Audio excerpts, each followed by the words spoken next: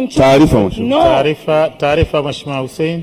Naomba nimuongezee mchangiaji kwamba kwa kweli kuna umuhimu sana wa kuangalia maadili yetu. Leo kuna vijana wanasuka kama wanawake.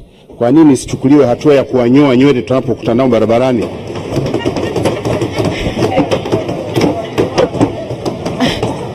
Naipokea hiyo taarifa. Na ndio maana nimempongeza mwanamuziki mmoja. Wewe hujamwona yule mwanamuziki ametoboa masikio na vava hereni? Alikiba anaishi katika maadili. Lakini wengine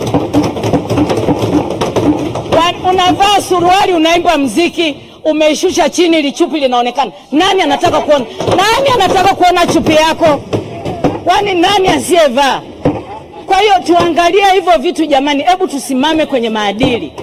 Tuwe kama Wakorea jamani, tusimame kwenye maadili. Wanapaka yani ni vitu vya ajabu kabisa. Simameni kwenye, na mimi hapo niwaombe sana. Mama Gwajima, saidiane na Bashungwa. Mheshimiwa Bashungwa, hiyo maeneo yako kamata tutengeneze.